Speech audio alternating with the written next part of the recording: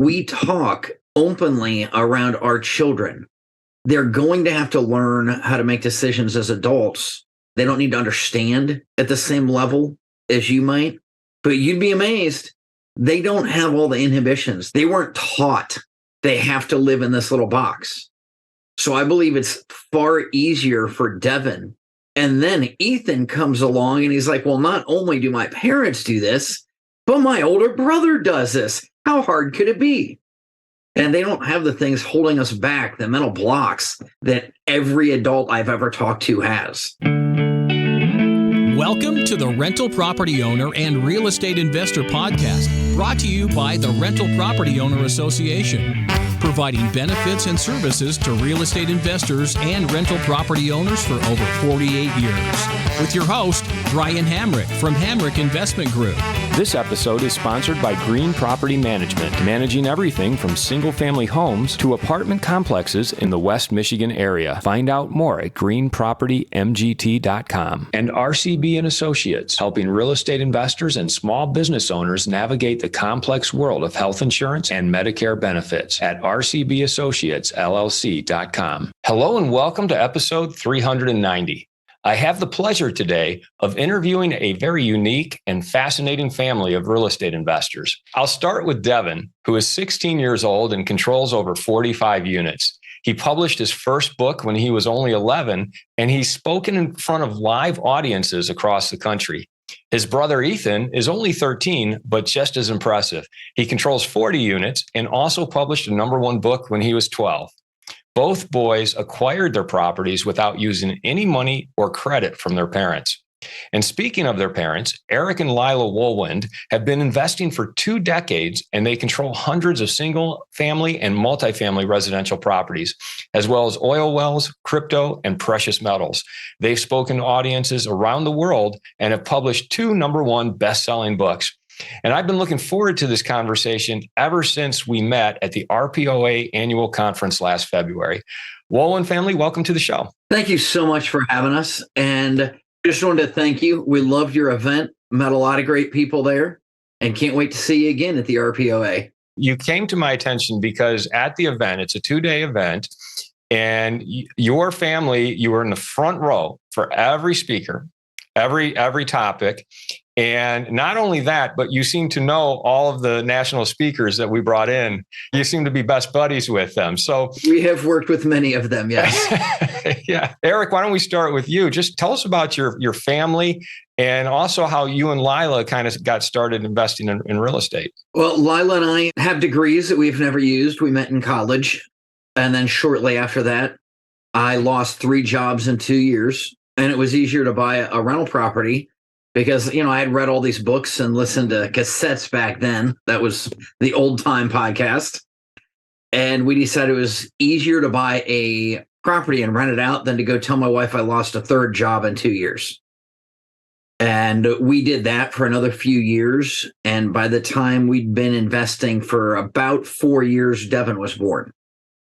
And just out of necessity, anybody out there that owns a handful of property knows you don't know what you're doing when you get started. You can read all the books, you can listen to all the podcasts, and you don't actually know anything until you do it. And it takes a lot of time to do it. And unfortunately, you can buy the course, which we bought them all, and I recommend many of them. And you still don't understand it until you've made your own mistakes through trial and error. It's not a do this and it's going to go perfect the first time. And anything you've ever done in your life, you are not perfect the first time. So we're spending a lot more time on that. And then I started speaking and traveling. And next thing you know, Deven's a year old, and I had spent 6 months on the road out of the first year of his life. And I thought the whole reason I got out of the Army, I'd spent 13 years in the Army, was so I was never deployed and never missed a birthday and never missed anything important. And here I am making decisions. And I took full responsibility. It was my decision to go out and speak. It was my decision to do all these things. And I decided if I can decide to do that, then I can decide that my family's the most important thing. And that is really the basis of everything we've built, as Lila and I work together and we decided that our family is going to be the most important. And as we focused on our family, our business got stronger as well. And since we were doing many things, we had hired people by then, but we were still doing a lot more work on our own. So we took Deven in a car carrier to these real estate meetings, and he'd come to our Ohio version of the RPOA. We had my meeting every Wednesday I've had since before he was born, and we'd carry him in there in a car carrier. And then we'd take him to the monthly meetings sometimes. And by the time he was 7 years old, he went to the state meeting for the weekend. And then when Ethan was 7, he went there for the first weekend, and they did all of these other classes. And if we signed up for one, we just always took them with us. And sometimes the instructors would look at us like we were nuts, but we just paid for 2 extra people and nobody threw us out. And we'd go up, they'd sit down in the front row, and frequently the instructor would come back and say, "Are those your kids?" I said, "Yes, if you're asking, they're definitely mine." He said, "I couldn't believe this complex question that Deven asked." Or Ethan raised his hand and I thought he had to go potty. And I'd say, "Yeah, he didn't, did he?" He goes, "No, he had this incredibly complex thing." So yes, we've taken them everywhere. And that is how they got started, simply because Lila and I wanted to spend all the time we could with our family. And we thought that it was far more important for them to learn. It's likely they will end up in some type of business. It may or may not be real estate, at least at the time. Now they're obviously going to own real estate. But at the time, we thought it doesn't matter if they take over our real estate. If they just hire a CEO or anybody else to manage it and don't dismantle the empire we built, that would make me a lot happier. And I think a lot of your listeners build up and work their whole life. Maybe they have a job and they pick up a couple of rentals here and there, and others don't have a job and they're full-time in the rental business. But so many of their children don't want anything to do with it. And I decided that we would expose our children to the good points and not just complain about tenants not paying rent and trash and toilets. I wanted them to see we didn't hide the bad, but we also didn't stress it and constantly complain about it. Lila, you and I talked at the conference, and I expressed how just incredible it was that your boys were there in the front row asking, great questions, and also expressed how my children, who are roughly the same age, show zero interest in real estate and in fact mock me for it. So my question to you is, how do you do it? How do you keep that interest alive? And you had a really good response that I'd love for you to share with our audience. Well, you've got to make it fun for them. A kid wants to learn something that's fun, that they enjoy doing. So we didn't make our kids sand drywall. That's just a job I didn't even like. I didn't want to give that to them. But like Ethan loves deconstruction. So if he can kick down, drywall we're going to pull out anyway, then that's fun for him. He loved doing that. Deven wanted to paint when he was really little. And so I took him into a place that didn't have any flooring in it anyway. He couldn't mess anything up. And he helped me paint a wall. And he had a ball doing it. He had more paint on him, I think, than he got on the wall, but he had a good time.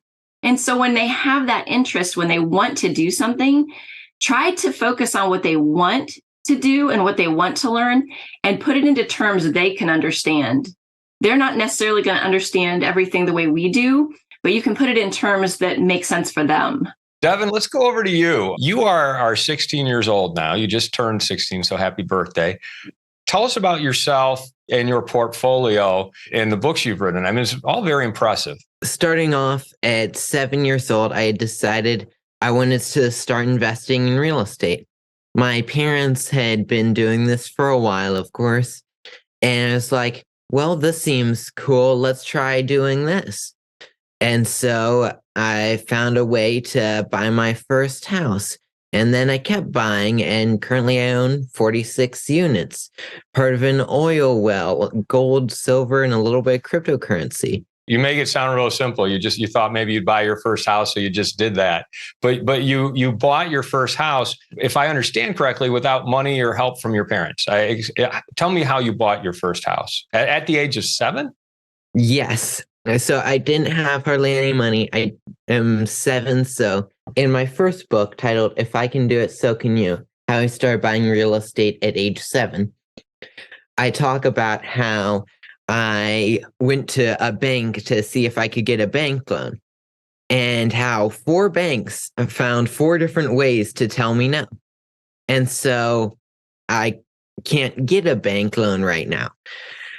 So I have to be more creative and do creative deals, whether that be what's called subject to, whether that's finding private lenders or a whole bunch of other options. I just have to be creative in everything I do, which is one of the things I'm always trying to be more creative and find cool new ways to do things. And at the age of 7, like, how did you even know how to be creative? Were your parents at least saying, okay, if the 4 banks are saying no, let's try this strategy instead? Like, how did you even know to try a subject to strategy at the age of 7? I had learned a lot about some of the different creative strategies. Like my parents said earlier, they were taking me to the Wednesday meetings where I was talking to other investors. Before I bought my first house, my parents had me go to the Ohio version of your RPOA conference. And so I had been learning about this since I was born, more or less. One of the things that we do is we talk at the dinner table. I never understood why people say don't talk about money. Don't you think your kids know if you and your wife are fighting in the bedroom with the door closed because you don't have money? Don't you think they know that you don't get up and go to work when you lose your job? So we talk openly around our children. They're going to have to learn how to make decisions as adults. They don't need to understand at the same level as you might, but you'd be amazed. They don't have all the inhibitions. They weren't taught they have to live in this little box. So I believe it's far easier for Deven. And then Ethan comes along and he's like, well, not only do my parents do this, but my older brother does this. How hard could it be? And they don't have the things holding us back, the mental blocks that every adult I've ever talked to has. Ethan, I'd like to hear from you kind of how you got started, whether it was similar to Deven or you kind of cut your own path. How I started or how I got interested in starting? How did you get interested in starting? I was not taught to, go to school, get good grades so I could get a job. My grandparents have been retired for as long as I can remember, and my parents have been investing since before I was born. So I never grew up around people going to work every day. I started because my parents had been taking me to real estate meetings and listening to podcasts like yours, basically since I was born. Buying real estate just kind of seemed normal to me.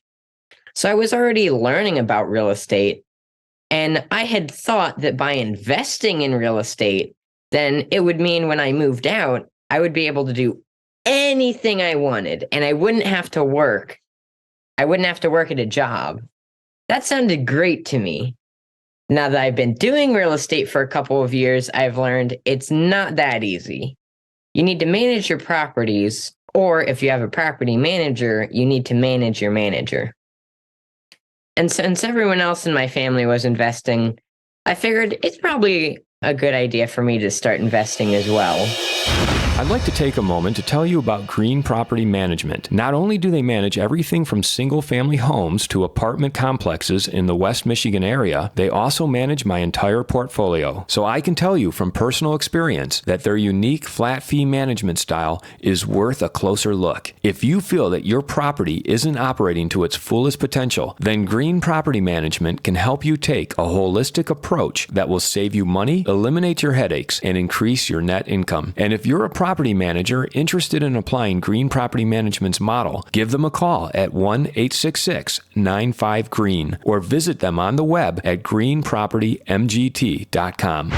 If you're thinking of leaving your W-2 job and becoming a full-time real estate investor, one of the greatest costs you must consider is healthcare for you and your family. When I made this transition myself, I found the whole healthcare insurance process to be confusing and frustrating. That's why I'm glad I met Chad Creasy at RCB and Associates. Chad is a professional health insurance agent who helps real estate investors and small business owners understand and choose their best healthcare options. And best of all, his services are covered by the insurance company and won't cost you a dime. If you live in Michigan and are expecting a change in your healthcare insurance coverage for any reason, or losing employer coverage or transitioning into Medicare, then you owe it to yourself to contact Chad Creasy at rcbassociatesllc.com. Do you have a manager, or are you managing your own properties? I have a property management company, yes. You have one that you own and run, or one that you hire as a third party? I hire them. So how do you manage them? Like, give me a conversation that you would have with your property management company and how you might advocate for yourself and your property.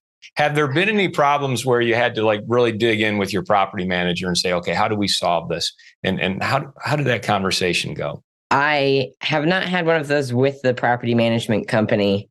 Tell them about looking over your numbers and how often you follow up and what numbers. And Yes, we go look at the property management company pretty much every day and look at their board of how many people did they move in, like what needs done, how can we help them move forward and get our properties either rent ready quicker or rented quicker. Deven, going back to when you negotiated that first house or any of the 45 units that you have now, like what are those conversations like with the sellers, and how do you get them to take you seriously at your age? As for getting them to take me seriously, generally being professional, wearing a suit, having a business card, stuff like that, it just makes you look more professional.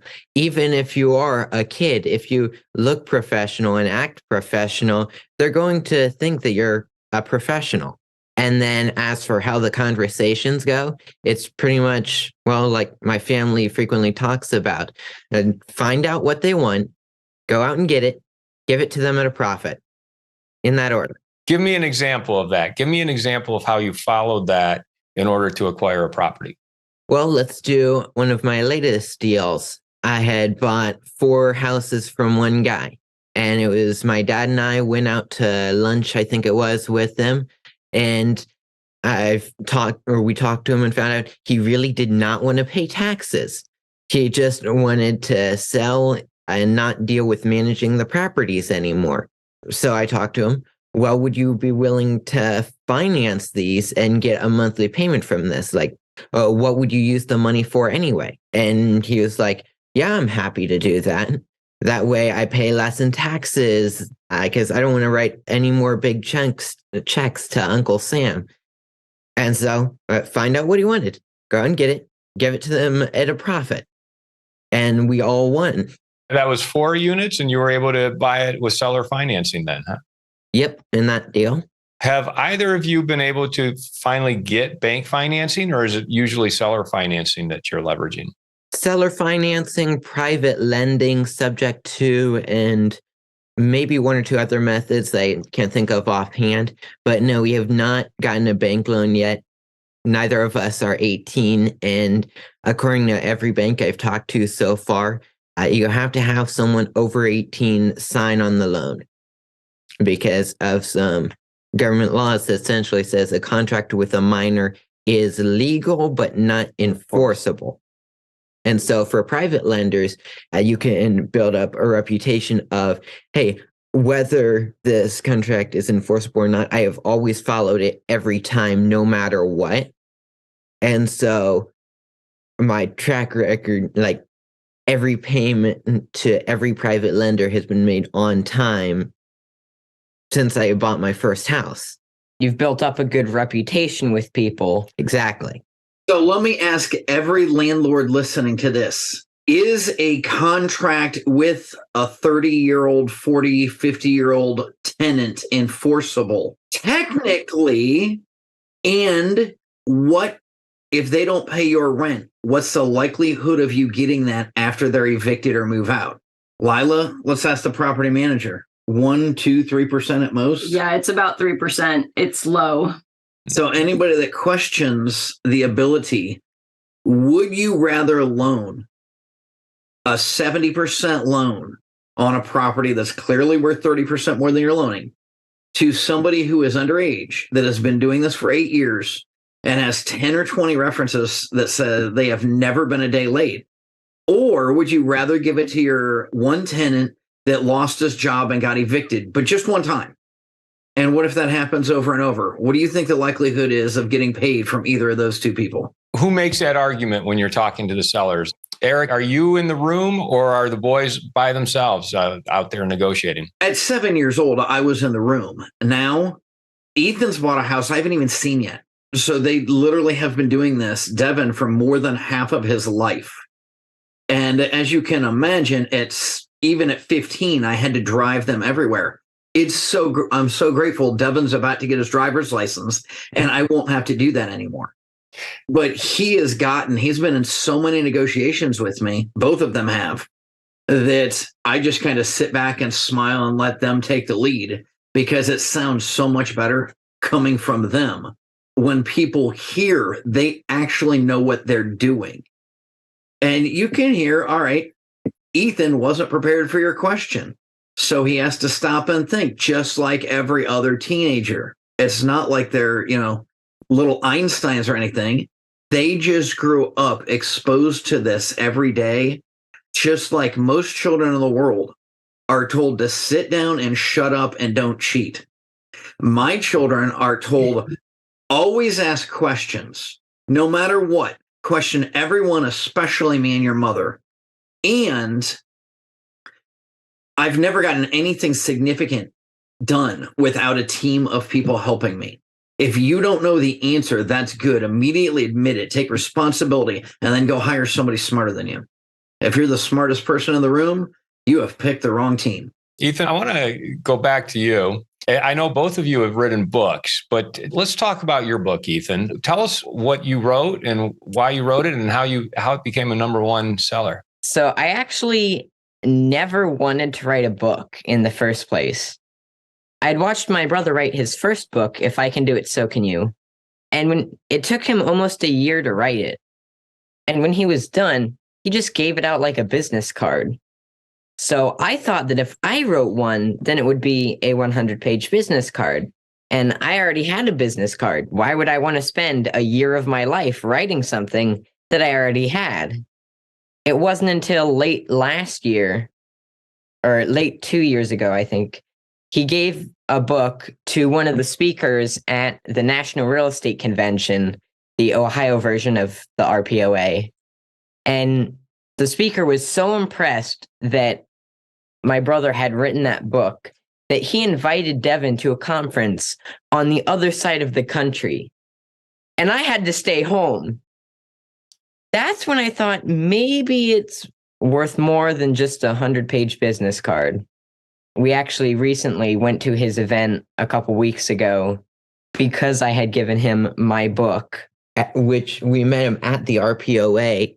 He's talking about the one speaker, John Burley, which was at your RPOA conference. I gave him my book at the conference, and he invited me to that same conference and gave me the same deal that he gave Deven, which I thought was very cool. So tell us about your book, Treehouse. The Treehouse. It's a fictional story about a kid named Darius Knight who uses scrap wood from a construction site to build a treehouse and start a handyman business, or I should say a handy kids business. But you can learn more about that if you read the book. Is it based on your life story? It's a fictional story. Some of the characters and some of the ideas in there were based off of some people in real life and some of the people I had met, but it's a fictional story. Deven and Ethan, your strategy, it seems to be acquiring residential properties, like one to 4 units at a time, doing seller financing and maybe some subject twos and things like that. How do you see your strategy evolving as you get older? You had mentioned that a lot of what we're buying is 1 to 4 units, which while it is mostly true, that's not, we're just looking for what makes money. It's not necessarily, hey, small units or big units. It doesn't matter. Just which one's going to make money. That's like our goal is cash flow. So let's focus on getting cash flow, not focus on how big the box is that we're going to stick on the shelf.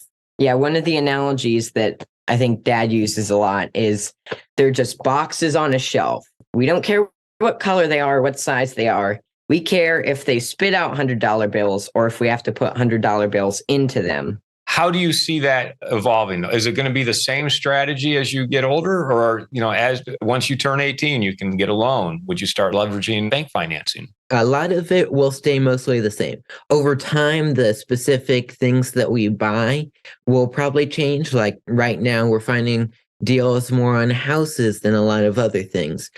But if apartment buildings or mobile home parks, we get great deals on them at some point in time, then I'm sure we'll buy more of those.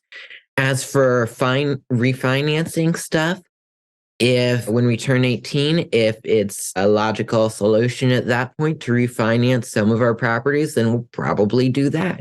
It's just what's going to work best at that point in time. So who knows what the future will bring. What do both of you do with your cash flow from your properties? How do you spend it or invest it? Most of it goes back into repairs and turnovers and buying more properties. Yeah. Investing in, I think some of it's gone into buying some of that gold and silver I had mentioned earlier and stuff like that. But a lot of it's just reinvested because, neither of us have a house payment. We still live with our parents. We're teenagers.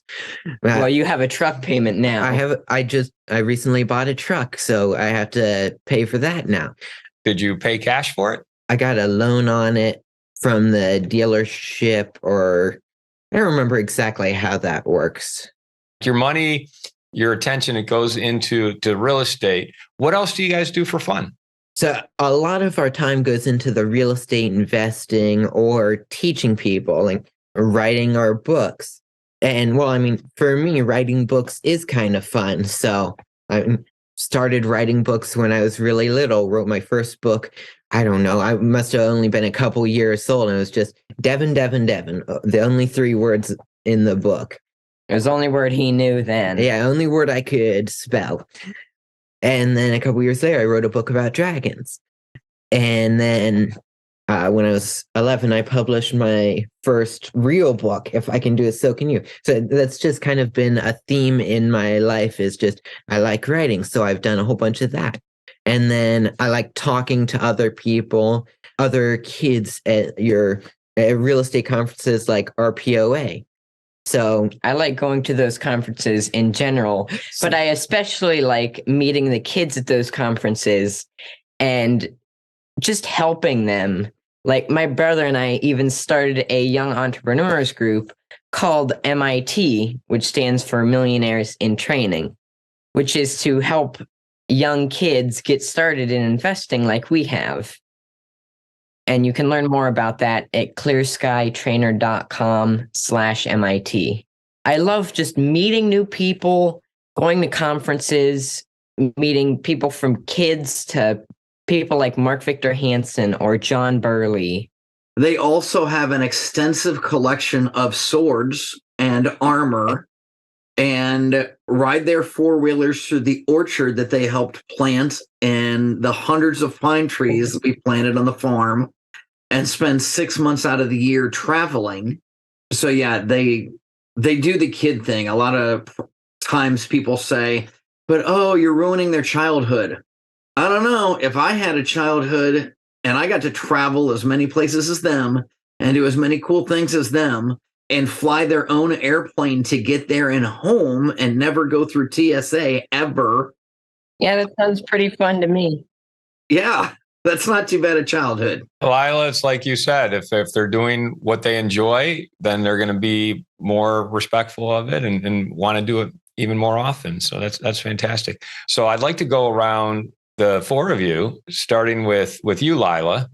What is your favorite hacker app? I think mine is building a team.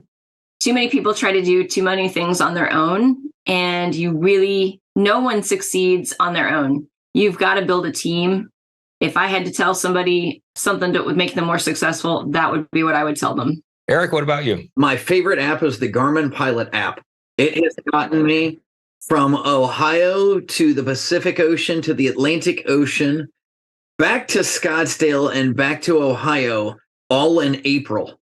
So yeah, I love flying. I love that my kids, especially Ethan, love to be the co-pilot and can take over the plane, and I can walk to the back and sit down and talk to my wife and Deven and leave Ethan in charge and not worry about it.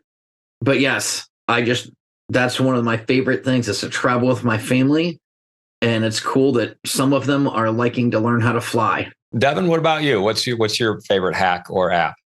I'm going to go with an app here, and that's Discord, which is actually where that young entrepreneur group we run is. It just does everything we need with that, just meetings, Voice chats, kind of like what we're doing right now, text channels, and places to meet and talk, discuss deals, strategies. And you can meet these new people from all around the world. Like we have one of our recent meetings, we had people from Australia, Germany, and the US all in one spot talking to each other. Ethan, what about your favorite hacker app? I would probably say one of my favorite apps is also either Discord or the Pilot app, because I love traveling and I love being on MIT and meeting the new kids that join and teaching them and talking to people. And with the plane, we can go meet new people in person and also talk to them. And I like being on podcasts like this. I get to get myself out there, get known, and help teach more people, because more people can listen to a podcast than they can when they'd have to travel somewhere to be in a room. How would people get a hold of you, find out more about you and your family, and then also feel free to plug your different books as well? Start out by following us on every social media outlet, whichever one you like the best. We're probably there at Real Power Family. And that has all of us in it. Sometimes it's the kids together. Sometimes it's Lila and one of the kids, or me and one, and sometimes it's whatever. But we will give you every aspect of business, and we have Instagrams come out every day. We are supposed to have YouTubes come out. I'm talking to my editor later to make sure that's coming out. We're building up the YouTube and having longer stuff. We also travel all over the nation, speaking in Chattanooga here next month and Atlanta, Georgia after that. And we just got done traveling across North Carolina, but we're always out speaking at various business and real estate groups. And if you'd like to know a lot about how we raised our kids, we wrote the Family Success Triangle, which is really the answer to how did your kids do this? How did you get them interested? Why don't my kids like this? What makes yours different? My kids are no different than yours. It is just the way that we showed them what we do, the good and the bad, not one or the other. And we can't really answer how did that happen in a half an hour interview. So we took the time to write the book, Family Success Triangle, and that is the best answer that Lila and I can give you as to how we did this with our children. Ethan and Deven, go ahead and plug your books one last time. My book, The Treehouse, I think it's on our website. You can also find it on Amazon. Just look up The Treehouse or Ethan Wohlwend, and it should, if you look up our last name, Wohlwend, Wohlwend, it should come up with all of our books. But if you want a good kids book for your kids, you can read my book, The Treehouse, or my newest book, The Garage, which is similar to Ethan's. It's a fictional story about a kid turning what he loves into a business. And then I also have my first book, If I Can Do It, So Can You. And Deven, what's happening in another month or two? What are you finalizing and editing now? I'm currently working on finishing writing the second book in the same series as The Garage, continuation on of the story. Congratulations on all of your success. for your whole family. I mean, success and just bringing your boys up in the real estate world and being so successful right from the start. I mean, it's really amazing and fantastic. And I certainly enjoyed meeting you at the RPOA annual conference. I'm very grateful you were able to come on the show and kind of share some of that magic with us. So it's been a real pleasure having this conversation. Thank you. Thank you, Brian. It was so nice to talk to you. And actually, we just met a bunch of your members. And I can't speak highly enough about your group and the people that belong to it. It was a pleasure to get to know you and all of them when we were with you.